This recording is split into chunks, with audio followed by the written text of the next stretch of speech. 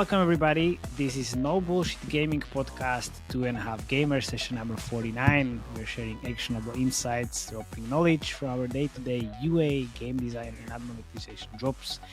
Definitely not discussing the latest industry news, but we are having so much fun.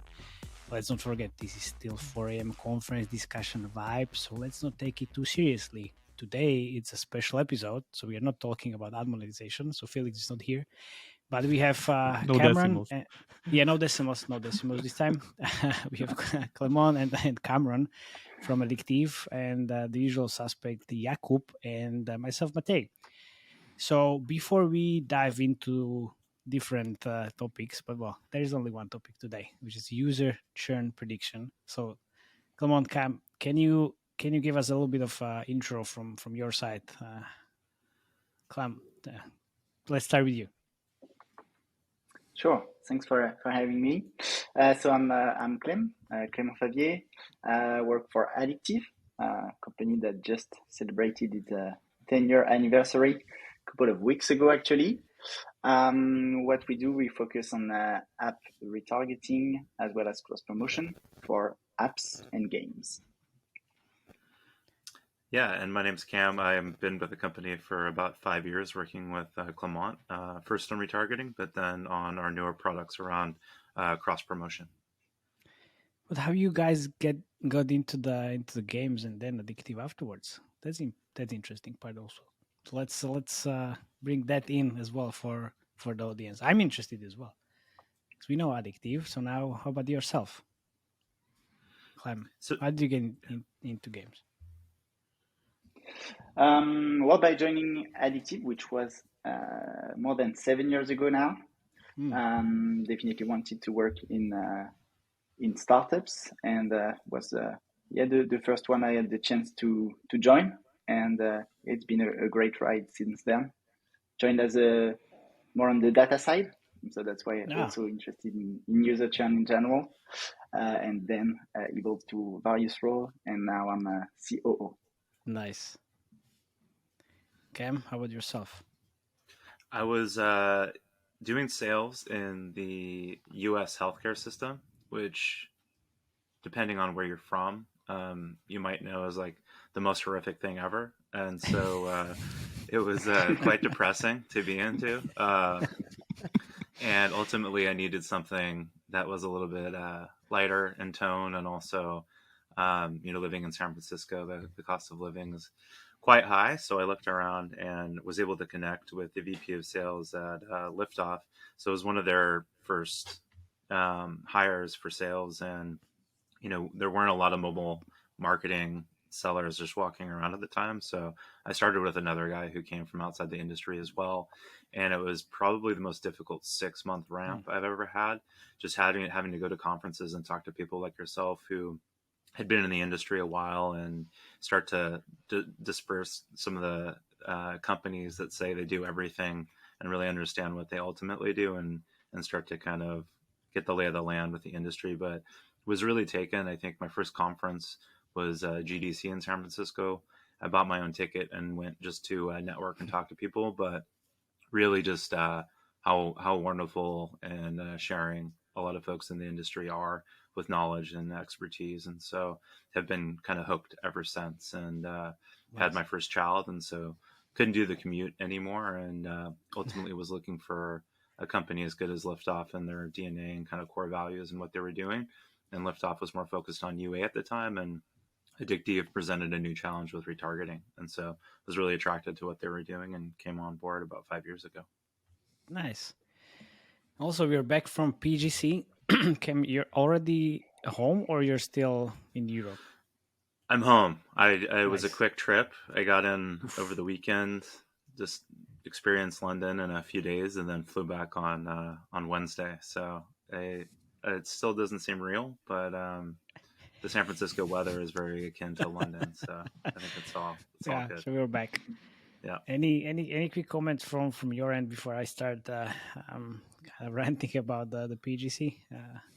It was a good conference, though. It was a good conference. I mean, I'm sure you had a ton of insights from the content and everything. My overall impression were just like people are very hungry to reconnect. I haven't been to too many in-person conferences in there were over 2,000 people there, which was pretty crazy. And then seeing the dance floor on Monday night, particularly with so many countries and dancing styles represented, was amazing to see. I was just in awe.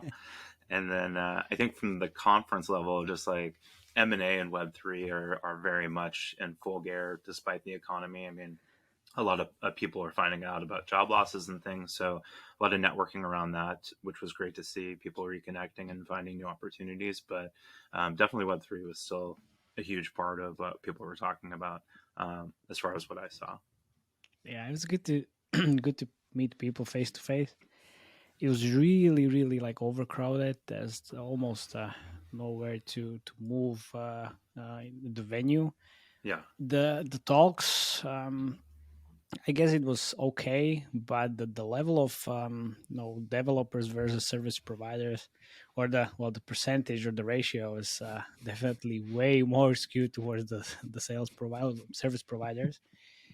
I saw one panel where there was like one developer surrounded by five service providers, and it felt really interesting. So they're definitely hunting him down. So I guess like that would be my feedback to PGC when I talk to them, to actually try to change this a little bit. But on the other hand, well, it was great.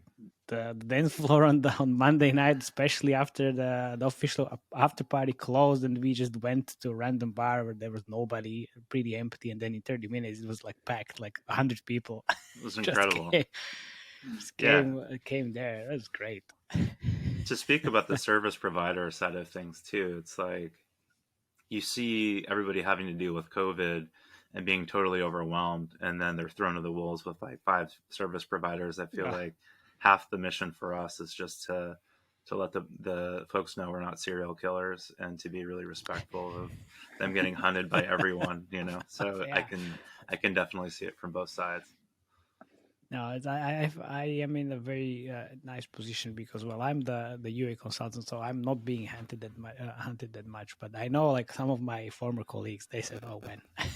Yeah, you see the glazed look in their eye, and you're like kind of flinching from you approaching. So it's good to be respectful of knowing what they have to deal with, for sure, and anything the conference providers can do to help support that is good too. Like the meet to match system is a little bit tricky. The online system to create meetings, more of like a cultivated approach to maybe help match up those folks for what they're looking for, could be good in the future. Yeah, I suck at meet and match system. I tried to open it once or twice, and then no, it's not happening. It's not happening. Okay, well, Jakub, you weren't not there. Clem, I didn't see you as well in the additive crew, so I guess next time. No, I wasn't. So. Yeah, next time. Yeah. Kids duty this time. Clem was steering the ship while all of us were dancing. Oh yeah, late into the evening. Yeah. I was answering him on Slack to make sure he knew I was still alive, but that was about it. Nice. All right. Anything interesting, Jakub, happened in the last week for you? Not so much. Regarding the news or regarding the developments? Well, I guess like your life. Come on. My life's like everything's hype up about the new Harry Potter game. I'm really looking forward next month. So that's still on the chopping block. I know you hate open worlds, but it's gonna be pretty big. It's the most wishlisted game on Steam currently, and it's gonna be very, very big. Okay, very, very big. Let's see. Okay, let's talk about the user churn then. I think everybody knows what's user churn, but as a reminder, so I think like there's like two perspectives. One from the game dev side, and then one from, let's say, the marketing point of view. So Jakub, can you tell like the audience like what is your definition of user churn, and like how you kind of take a look at that? Usually when we were looking into it, it also boils down how you define it, because I know that we were talking about before, and I know that, let's say, on the Match 3 project I worked before, we would count something as churn where the users didn't log in for 2 days. Some people are more lenient and they stretch it to something like 5 days, even maybe a week, depends on the level of engagement. Some games has just different rhythms than the others. It's normal. But what ultimately you want to get is some kind of a formula prediction, or let's say a system that will pretty much tell you that, okay, this is a player that's entering this kind of a risk group. What can we do with him before he actually leaves? Because that's what the prediction is all about, of course. And the other problem is there that, like, for instance, one of the best predictors for churn for me during the years were lower and lower session counts, rather than not being online, because not being online can mean that, let's say, you were on a holiday or there was some kind of event in your life that happened and you didn't have time for a game, but you log in. So there's conference. A conference. So like 3 sessions, 3 sessions, 3 sessions, 0 sessions, 0 session, and then suddenly again 3 sessions. But you already counted this churn if your model is kind of not accustomed to that. But rather than, for instance, the typical churn for me would be something like 3 sessions, 3 sessions, 2 sessions, 2 sessions, 1 sessions, 0 sessions, where you can clearly see the lowering engagement going forward, where that was your time, that you were supposed to do something between that time. So that would be some kind of, let's say, basic definition how user churn. I was like encountering this throughout the years. Okay, I could. Thanks. Also, but how about the different perspective, actually, the marketing perspective? So, the guys, how are you looking at user churn, and then not only the user churn, but then actually like the prediction that Jakub mentioned? Because honestly, when I was doing all the UA stuff, then it wasn't really a part of the daily UA job. Yeah, for sure. I mean, on our side, it's pretty much, of course, a data science job to be predicting that. And we consider user churn basically as the probability of a user to not come back to the app. And that's basically what we're trying to assess with the highest accuracy possible with our data science team. So that's really the goal. Okay. And with the data science team, so are you building obviously with the prediction, so how does that work?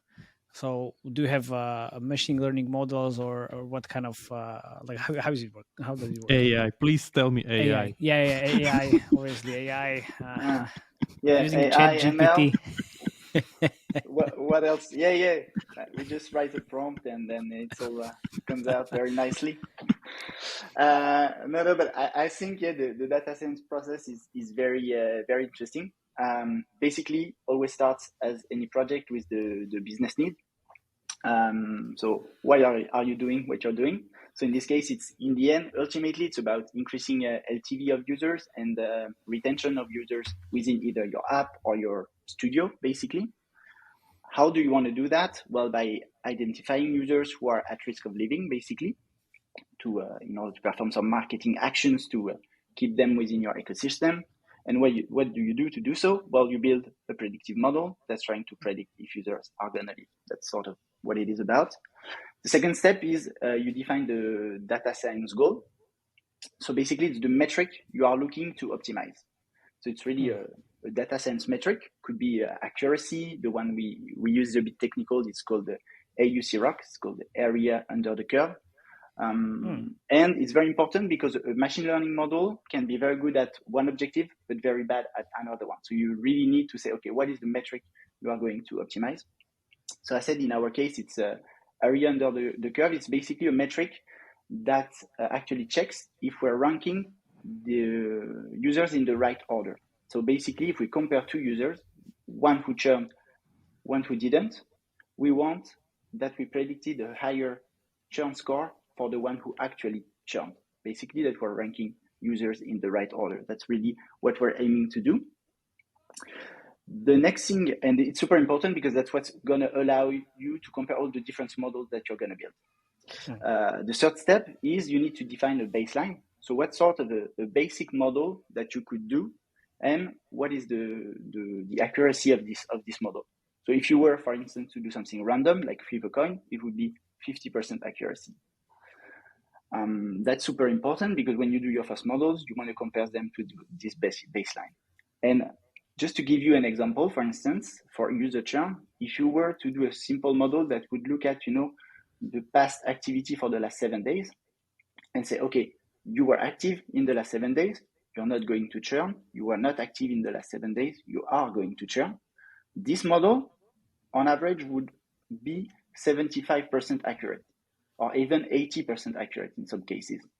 So if your data science team comes with a model and say, oh, awesome, we did a model, it's 70% accurate. Well, in the end, it's total crap, just because, basic rule of thumb would have given you an 80% accuracy. So that's very important to have a baseline. Yeah. That's basically what would the marketer think in terms of, a basic rule of thumb to do so. Based on that, you build your model. So usually they read, a scientific literature, try a couple of different machine learning approach. That's the word. And finally, you compare that to your goal. So in this case, we compare the AUC, the accuracy, let's say. And finally, once you've something that is satisfying, you implement it in production and you monitor with a couple of KPIs just to check, if it's running well on a daily basis and if the accuracy is stable over time. Okay. So do I get it right that if I build something at home with my random data scientist and we get out with 70% accuracy, we are considered baseline crap? Yeah. For a churn model, don't make me say things that I did not. Okay. I don't want to have any problem with it. All data science team in the gaming industry, please. No, of course, don't worry. Yeah. This is no bullshit gaming podcast. So of course, nothing else. For us positive thinkers out there, it's better than random. So it's glass half full thinking. Yeah. Okay, but then 2 questions. So what's the minimum amount of data to have at least some statistical significance? And then if 70% is crap, then the best case scenario is obviously 100%, I guess, right? So, but anything in between.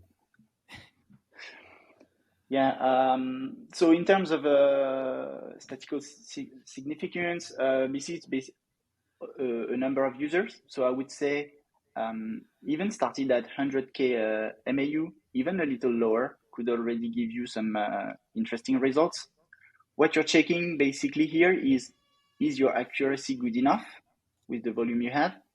And is it sort of stable over time? That's sort of the 2 things you're going to look at to know if you have enough data to do so.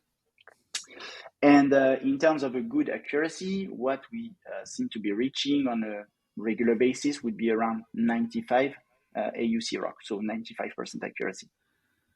95. Okay. How reliable would you say then are these models regarding different sources of traffic? Because if you train it of one source of traffic and then suddenly, whatever new creative comes in or whatever Matej starts to do crap with his job as usual. Look at this UA guy on the horizon. There's pretty much new kind of traffic going into it. Is it gonna, destroy the model, or how reliable it can fit with it? Yeah. I would say the model is doing predictions as if you were to do nothing. Mm-hmm. And then every marketing action you do is basically to sort of counter that. So the output is the model. If you do nothing, this is sort of what would happen. And then any marketing action are gonna help you. So it's gonna improve, if I understood. Exactly, it's gonna improve. Exactly, and just so people understand really this AUC measure, it's basically we check if we rank users in the right order. So basically, we're going to compare 2 users, one who churned, one who didn't. And our goal is that the user who actually churned had a higher churn score than the one that didn't. And we do that for all the combinations that are possible. And in 95% of the cases, we're correct. So there's only 5% of the cases where we said, okay, this user churned and this one didn't, and the scores was actually in the opposite direction. That sounds like the usual kind of a scientific significant statistic, like the p value. Yeah, sorry. Okay, but then you mentioned obviously KPIs. So what what are usually the things that are companies looking for? I would guess retention, but retention is nice, but then I eventually aiming for getting ROAS after like out of different things. So which way? Retention, monetization, how to think about it? How can this kind of like improve these KPIs? Yes, I guess another way to do to phrase the question would be, you've got this nice churn prediction model. It seems to be accurate, and what do you do with it, right? Yeah. Okay, yeah. That would be exactly. And and why is it that's important? definitely the good question, right? Exactly, because we have this nice model, we had fun building it, but what do we do with that? So there's definitely a lot you can do. You can leverage it for, I think, 3 sort of categories: for product, in the product perspective, for owned media, such as SMS, emailing, push notification, and for paid media, such as retargeting and cross promotion. And we can deep dive into those 3 if you'd like. Yeah, of course, because I'm pretty interested to know like how do we keep the players active actually. And you mentioned push notifications. I would say, well, there are other things like email marketing, retargeting. So like which way to go, because obviously we have model, but then that's only the part of the job. Yeah, and you have to take into account the LTV of the user, right, and kind of the genre of the game that you're looking at. So for hyper casual, retargeting doesn't totally make sense all the time. If the user LTV is quite low, and that churn is naturally going to happen super, super quickly. So you can look at cross promotion as a solution for that, because you're just keeping that user within the ecosystem. But then for more of a mid to hardcore game that you get, typically a large percentage of the revenue coming from a small amount of purchasers, it's looking at the LTV of the users within the churn model and kind of predicting how to avoid cannibalization, before moving that user to another game or keeping them in that existing game through a number of mechanisms like in-game events or other incentives to keep them coming back over time. Would you consider being like the model being used more in a way that it tries to kind of increase the LTV before the user churn, and it will eventually churn, or rather tries to prolong the retention in a way that it significantly increases the player kind of lifetime spent time within the app or a game? Sorry, this time. I mean, like those are kind of very big trade-offs, if I understand correctly. That one thing is we're trying to squeeze more money as much as as possible in a way that probably at some point the model will tell us like this user will churn anyway. So that's one way. So let's throw him a discount that's like completely no-brain, 500% discount. Let's cut the spending depth in half, whatever. This is the last resort we can throw at you. Or rather, whatever, let's make the game much more easier, rather for him to kind of keep him within the app, probably like that pesky level in Candy Crush that have blocked you for 3 months. Finally, it's very easy to do. Yeah, I think it can be used in both scenarios, right? Concurrently. So you have the product team really focused on eliminating those roadblocks, and then the marketing team going after those incentives to maximize LTV, and then ultimately having to do that trade-off between cutting their losses with retargeting and looking at cross promotion, particularly with what seems like a more steady release schedule of games coming out this next year. It seems like a lot of studios are focused on being more aggressive and I think more timely in their release schedule, and so predictably moving those users along if they're stagnant or much likely to churn from the statistical perspective. Any interesting numbers that? Oh, sorry, Jacob. No, like just want to hang a little bit more within this cross promotion team because I think it's kind of important here. Like in my days, or let's say in my eyes, if I look at the market, I think there's like very, very few companies or even genres that can do this. Would you say it is kind of limited per genre? Because if you, let's say, whatever, AFK Arena, you don't have another AFK arena sitting somewhere in your portfolio that you can move the users to. But if you're king, you have 15 other match 3 games or play rigs. So I guess that's much better. But rather than, the question would be, would you still consider it be effective within current days of like the new market paradigm of IDFA and everything being cut down, like pretty much being it the focus currently, that people kind of try new paradigm? Oh my God, where the fuck I am? Seriously, keep their if you start talking about portfolio. tectonic shifts, and I'm just hanging out immediately. Content fortresses. Yeah, of course. Yeah, I mean, so one thing that we do specifically is use IDFV in lieu of IDFA to have a way to connect with those users. But you're exactly right. I mean, if you have a couple mid to hardcore games, there's not a huge use case for it unless you start to launch that release schedule. And I think with the paradigm shift of how games are, some good mirroring for you. Yeah. How games are changing their monetization strategy, there's a lot of, I think, changes in how that model is going to look. Hyper casual with, what's happening to ads and other genres having to be more aggressive to have more games out there. There becomes a larger use case for it. How quickly that gets adopted is TBD. Eric Seifert in his predictions has, recommended everybody do cross promotion, but it kind of feels, honestly, in conversations like the early days of retargeting, where maybe some had tried it. I know Matej has had some successes with it in the past, but it's specific to the company, and a lot of these companies are set up to run UA specific to each title, and so those teams warming up to the idea of sharing their best users is not totally a happy one. So it relies a lot on the politics of individual companies and their adoption rate of new technologies and their willingness to test. I think that's always kind of the litmus test for how these things can be adopted and also how they get measured. I think some of the attribution companies have done a good job of starting to set this up for the future, where it's very similar to UA in terms of how it's attributed, but cost, just without the cost, because it's not, you're not buying a user from the open market. You're kind of moving them along, but generating installs. So looking at kind of LTV over time as they go throughout the portfolio and looking at portfolio lift over time.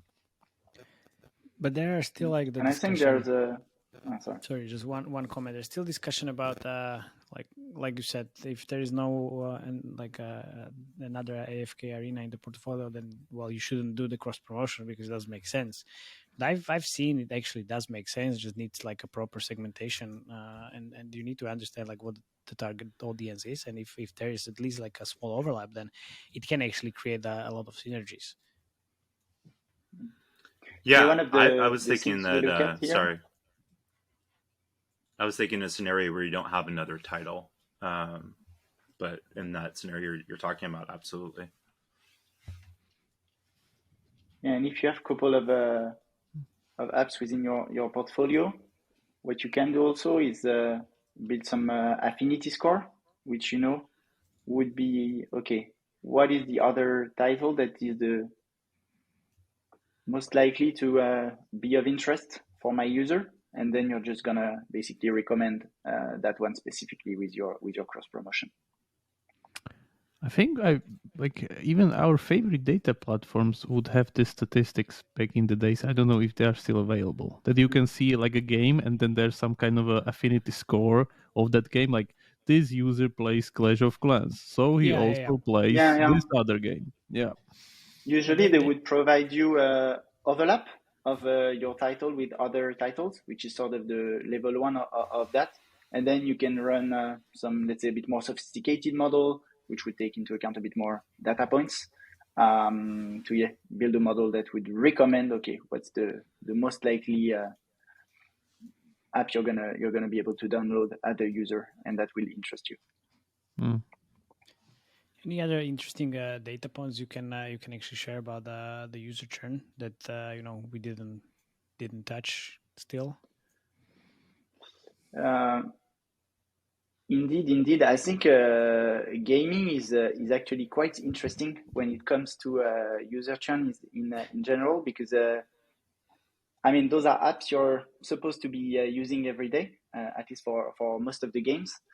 So basically, as soon as a user doesn't open the app for 1 or 2 days, that's already a big warning. While, for instance, for a shopping app or an e-commerce app, once you made a purchase, most likely you won't open the app for a couple of days, right? Unless you're a very, very heavy purchaser.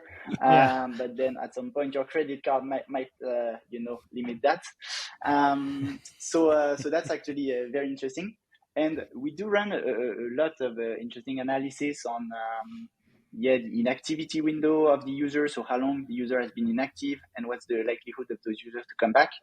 And basically, if you wait already 2 days of inactivity, those users have only 25% chance of coming back.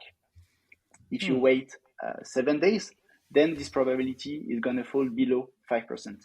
So coming back to Jakub's comment at the very beginning, I think that's why a lot of gaming companies would say, okay, a user did not open the app for 7 days, I consider this user churn, just because the likelihood that they're actually going to come back by themselves is super low. So that's why in gaming, it's very important to try to predict that and to act really early. And not wait too long, because otherwise it's basically like if you wait too long, it's a bit like doing UA all over again on your users that actually churn, basically. How early can you, or let's say the model that you have been working on, act upon? Like when's the fastest time in a way that it tells you like this user is looking like it's gonna churn? Like 2 days before he would actually churn, 3 days, or like what's the time between him actually churning and you are determining the risk group? I would have to check. I think we leave them a 7-day window, to come back and check if those users actually churn. And we can start predicting basically right after the install. Where it's actually a bit more difficult to predict is for users that have been here for a long time, because you don't have the starting point, you don't have their first their first touch point with the app. For those users, usually it's a bit harder to model. Also, because you mentioned 100,000 DAUs, but yeah, go ahead. Yeah. No, like for me, like this would be very, very kind of, let's say, rewarding in a way that if you can actually like bring back those whales or like prevent the whales or the very heavy spenders or power users for going out, because those, I guess, are the most kind of I always like I have like this one other game we were working on, and I know like we were making content for it like crazy, and just 6% of the player base was at the end of the content. It was eating it like crazy, and that was the power users because they were responsible for like I don't know 50-60% of overall spend or something, and those are exactly the ones that they are there for years, and it really pays off if you can prevent their churn. So that would be something that I think is kind of important. Like if you say you start ranking the user, if I understand from the beginning, so would it seem something like 100 for like 1 to 2 years, and then suddenly the score would go down? That's how I would kind of imagine it. You mean in terms of the distributions of the score? Yeah, you would have honestly quite a big chunk of users with very, very high scores, so very, very high probability of churning.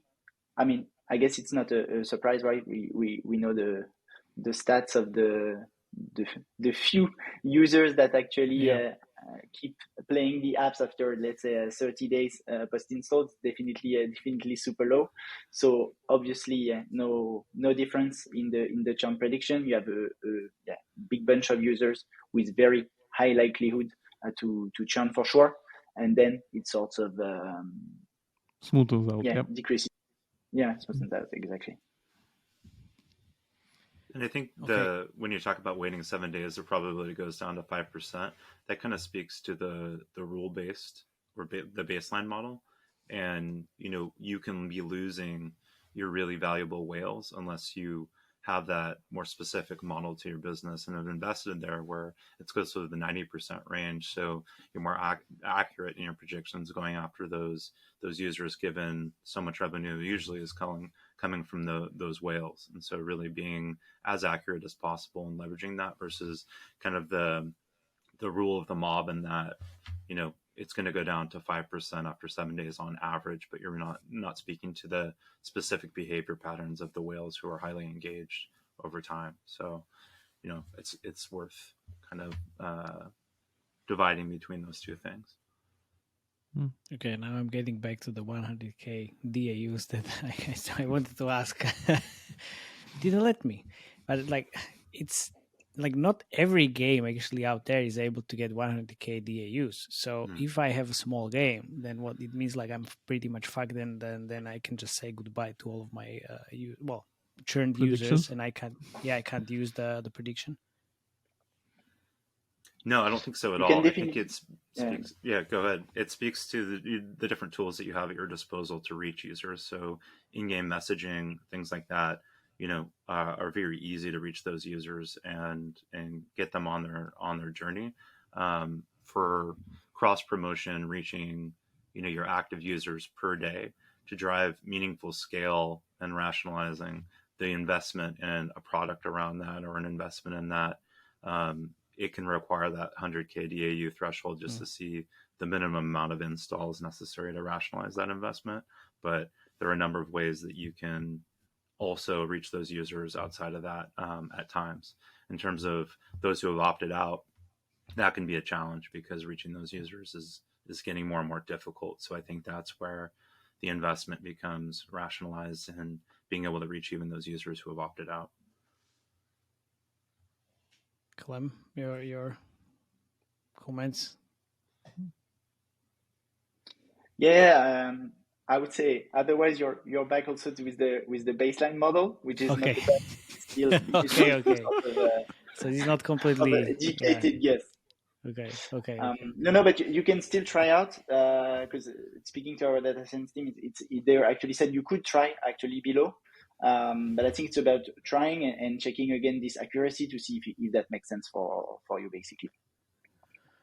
Yeah, because in that case, what kind of uplift can, let's say, on the retention side, can I actually get in terms of the prediction for the user churn? Because that would be definitely rationalizing that. I mean, if you have those 100K users and you start to even lower, okay. Even lower, of course, because for those smaller companies, they're very much about the margins. And 100K users, the DAU is very, very high, even if we are talking something like mid-core, because mid-core games are kind of very, very user spend heavy, but regarding users themselves, it's kind of low. That's why you have those crazy RPUs, because that's how it works. And that's connected to my comment, because they need to know if this is actually worth it. So if you say there's a very nice uplift that they can actually expect, then obviously that's point for using these type of things. So any data points you can share or anything? Yeah, indeed. So again, what's tricky here is that the uplift, the churn prediction model per se doesn't do anything. It's really about what you're making out of it. So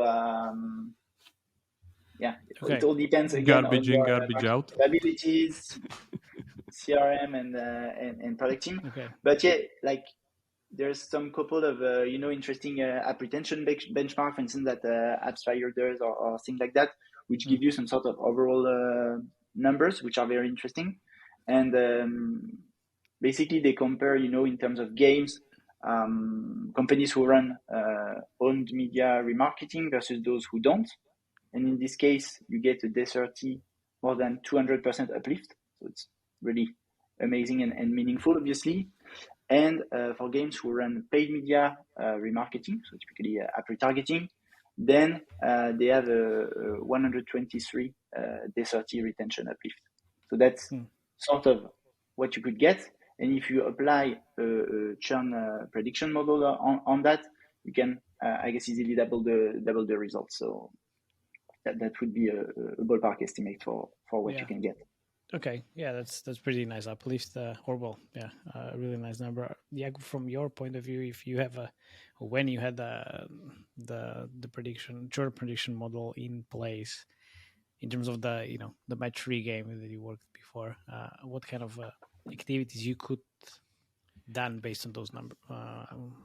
Yeah, And I would say it's again dependent on what we are aiming for and which genre we are in. Because for instance, a match 3 game, I would say this is like bread and butter of the whole game. yeah, Like this whole just trade-off between retention and monetization and this kind of frustration tolerance at the end of the level, like how much losses a user can take before he converts or leaves. And you are pretty much A/B testing all the levels all the time. So I would say this is some kind of a special scenario here, because match 3 game is in the end a churn model within itself.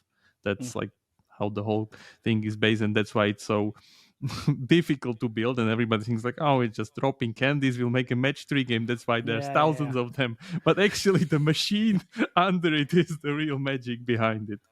So that's very specific. But if we take something like a mid-core RPG, for instance, that I worked on before, I would say it's more of the difficulty is definitely one thing. And we know, for instance, we were having different matchmaking offsets within the game. So let's say a PvP element was there, and we were definitely skewing some kind of a win rate that we wanted to get out of the user, even though like it seems like it should be 50%. But if you are kind of losing too much, you're definitely more prone to churn, and winning is always the best. Like we talk about it on the podcast numerous times. For instance, Marvel Snap does it. Like you're playing bots in the beginning of the game because developers wanted you to win, because 50% win rate isn't even considered fair by humans, to be honest. Like there were studies that people don't consider 50% fair. They consider something like 70 to 30. So it's just as you go. And yeah, I think all of these things can be utilized, but again, it's heavily dependent on how do you know your genre and your game. And then when I have this information that like, okay, this user is, let's say his churn score is going very very low, so let's do something. And that's the product expertise that you need to do. Like let's offset his matching elo so we can increase his win rate. Let's give him some kind of more resources out of nowhere. So let's say suddenly we increase his daily economy resource gain, because that can be done. For instance, I've seen that in random dice game. If you're losing, you're getting these kind of consolation prizes. So they're actually bombing you even with the rewards after you lose. And then there's lots of these, like I even seen that this kind of lower activity event that can be triggered, where I actually didn't log into the game for like 2 days or 1 day. They automatically trigger this event that, oh, log in every day and you get this reward, and that at the end of the 7th day there's this big reward. And it's completely custom made to the user. There's no like global live ops running. So they have it just set up like that it's probably triggered by some kind of lower activity, and then it immediately gives the user some kind of a prevention mechanism. Nice. Okay, so that's from the game side. Okay, so I guess like we can agree on like this is kind of important from both marketing and then the game design side. Any like final advice for companies who want to kind of like leverage the user churn prediction, what they should do and what they should definitely not do, and try to avoid the mistakes that you've seen that could happen potentially?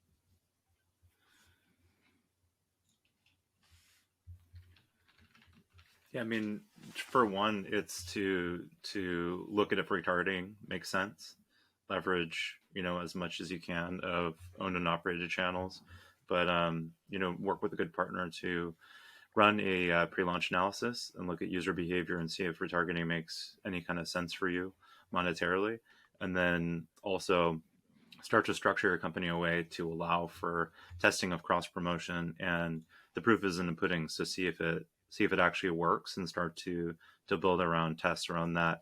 Even at that DAU threshold we discussed, it could work just depending on your game. And so have an openness to testing mindset, I would say, or would be two of the keys, along with really understanding if retargeting works for your game or not. Nice. Perfect. All right. Thanks, guys. Also, thank you very much for listening. Definitely subscribe. I'll put some information in the show notes if you want to reach out to Clem or Cam. And see you next time. Thanks. Bye-bye. Yep.